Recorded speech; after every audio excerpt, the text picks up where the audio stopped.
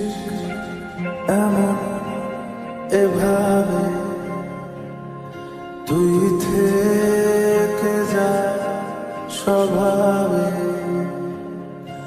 আমি বুঝেছি ক্ষতি নেই, আর তুই ছাড়া গতি নেই। ছুঁয়ে দে আগুন, ফুটে যাবে ফুল, ভিজে যাবে গা।